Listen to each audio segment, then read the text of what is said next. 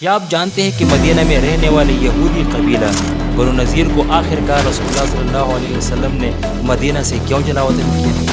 وہ کون سی سازش تھی جو پورے شہر کی سلامتی کو خطرے میں ڈال دیا؟ بنو نذیر کے قبیلے نے وہ کون سی غلطی کی جس نے رسول اللہ صلی اللہ علیہ وسلم کو مجبور کیا کہ وہ اس قبیلے کو مدینہ چھوڑنے کا حکم دے؟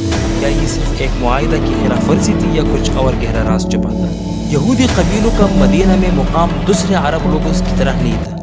مدینہ کے یہود بڑے طاقتور تھے، اتنے طاقتور کہ مدینہ کے عرب قبائل بھی ان کے سامنے اپنے آپ کو بے بس محسوس کرتے تھے۔ انہوں نے مدینہ کی زرعی زمینوں اور باغات پر قبضہ کر لیا تھا۔ انہوں نے عرب قبائل کو سود کے جال میں پھنسا رکھا تھا۔ ہر شخص ان کے قرض میں ڈوبا ہوا تھا اور یہودی قبیلے اس کا فائدہ اٹھا کر مدینہ کی سیاست کے اصل کھیل کھیلنے لگے تھے۔ کیا آپ نے کبھی سوچا ہے کہ یہودیوں نے مدینہ میں اپنے لیے اتنے مضبوط قلعے کیوں بنائے؟ وہ جانتے تھے کہ ایک دن ایسا آئے گا جب انہیں اپنی حفاظت کی اشد ضرورت ہوگی۔ ان کے قلعے بلند و بالا اور ناقابل تسخیر نظر آتے تھے، جیسے کہ وہ کسی بڑے حملے کے منتظر ہوں۔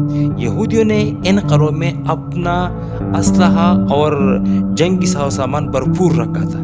وہ عرب قبائل کو سودی قرض میں جکڑ کر ان کے درمیان اختلافات کو بڑھا رہے تھے تاکہ وہ کبھی بھی ان کے خلاف متحد نہ ہو سکے۔ یہودی صرف مالی اور جنگی طاقت کے مالک نہیں تھے، بلکہ ان کے پاس وہ راز تھے جو انہیں اہل کتاب کے طور پر مدینہ میں ممتاز کرتے تھے۔ مدینہ کے لوگ ان کے کتابوں اور علم سے بڑے متاثر تھے۔ وہ ہمیشہ مدینہ کے لوگوں کو اپنی علمی مقام سے مرعوب کر رہے تھے۔ اور پھر وہ وقت آیا جب مدینہ میں رسول اللہ صلی اللہ علیہ وسلم نے قدم رکھا۔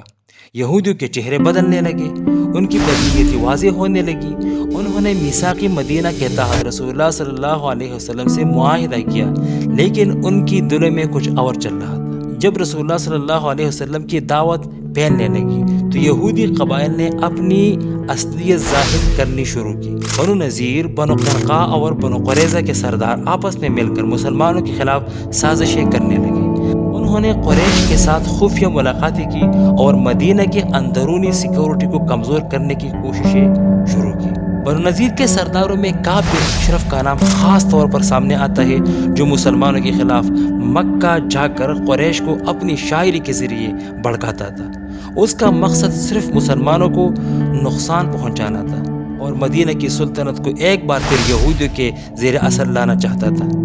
کعب بن اشرف کی یہ حرکتیں اس بات کا ثبوت تھی کہ بنو نذیر دل سے میثاق مدینہ کے معاہدے پر قائم نہیں تھے۔ احد کے جنگ کے بعد جب مسلمانوں کو وقتی طور پر کمزور سمجھا جا رہا تھا، یہودیوں نے سوچا کہ یہ ان کے لیے ایک بہترین موقع ہے۔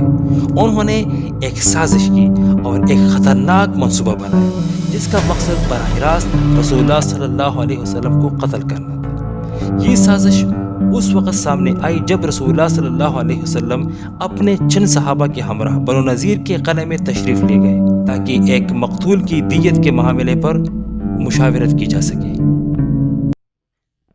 بنو نذیر کے سرداروں نے اس ملاقات کو ایک سنہری موقع سمجھا اور یہ فیصلہ کیا کہ اب وہ رسول اللہ صلی اللہ علیہ وسلم کو ہمیشہ کے لیے ختم کر دیں گے تاکہ اسلام کی طاقت کو جڑ سے اکھاڑ پھینکا جائے۔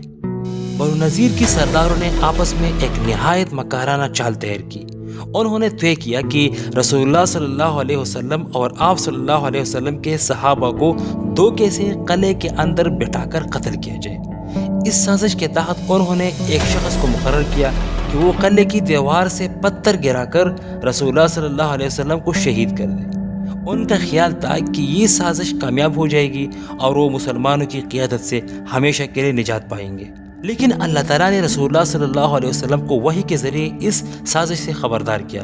رسول اللہ صلی اللہ علیہ وسلم فوراً وہاں سے اٹھ کر اپنے صحابہ کے ساتھ واپس مدینہ تشریف لے آئے اور اسی طرح بنو نذیر کی یہ خطرناک چال ننگی ہو گئی اور ان کی دلوں میں چھپی دشمنی سب کے سامنے بے نقاب ہو گئی۔ بنو نذیر کی غداری اب کسی سے پوشیدہ نہیں رہی تھی اور ان کی اس حرکت نے میثاق مدینہ کی صریح خلاف ورزی کی تھی۔ رسول اللہ صلی اللہ علیہ وسلم نے مدینہ آ کر بنو نذیر کو پیغام بھیجا کہ ان کے اس غداری اور معاہدے کی خلاف ورزی کی بنا پر انہیں مدینہ سے نکلنا ہوگا۔ بنو نذیر کو نوٹس مل گیا کہ 10 دن کے اندر اندر اپنا سامان اٹھا مدینہ سے نکل جاؤ۔ جیسا ہی بنو نذیر کو مدینہ سے نکلنے کا حکم ملا، منافقین کا سردار عبداللہ بن ابی ان کے پاس پہنچا اور بنو نذیر کو بتایا کہ مدینہ کو نہیں چھوڑنا، اور یقین دلایا کہ اگر مسلمانوں نے تم پر حملہ کیا، تم لوگ قلعوں کے اندر سے حملہ کریں گے، میرے لوگ باہر سے مسلمانوں پر حملہ ور ہوں گے اور ان کا خاتمہ کریں گے۔ عبداللہ بن ابی کی اس دھوکہ دہی نے بنو نذیر کو مزید گمراہ کیا۔ وہ رسول اللہ صلی اللہ علیہ وسلم کے حکم کو ماننے کے بجائے قلعوں میں پناہ گزین ہو گئے، اس امید میں کہ عبداللہ بن ابی اور دیگر قبائل ان کی مدد کو آئیں گے۔ جب بنو نذیر نے مدینہ چھوڑنے سے انکار کیا اور اپنے قلعوں میں محصور ہو گئے تو رسول اللہ صلی اللہ علیہ وسلم نے ان کے خلاف فوجی کارروائی کا فیصلہ کیا۔ مسلمانوں نے بنو نذیر کے قلعوں کا محاصرہ کر لیا اور اس محاصرہ نے بنو نذیر کے حوصلے پست کر دیے۔ دن بدن ان کی حالت خراب ہوتی گئی، کیونکہ نہ تو منافقین ان کی مدد کو آئے اور نہ ہی کوئی اور قبیلہ۔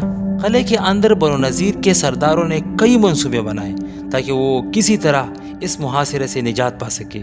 انہوں نے عبداللہ بن ابی سے رابطہ کرنے کی بھی کوشش کی، لیکن ناکام ہو گئے اور ان کی آخری امید بھی ٹوٹ گئی، اور ان کے سرداروں کو یقین ہو گیا کہ اب کوئی انہیں بچانے والا نہیں۔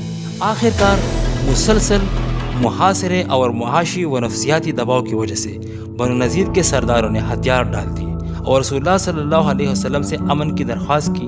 ان کی شرط یہ تھی کہ انہیں مدینہ چھوڑنے کی اجازت دے دی جائے اور وہ اپنے ساتھ مال و دولت اٹھا سکے۔ رسول اللہ صلی اللہ علیہ وسلم نے بنو نذیر کے افراد کو جلاوطنی کی سزا دے دی اور وہ اپنے قبیلے کے باقی افراد کے ساتھ خیبر کی طرف نکل گئے۔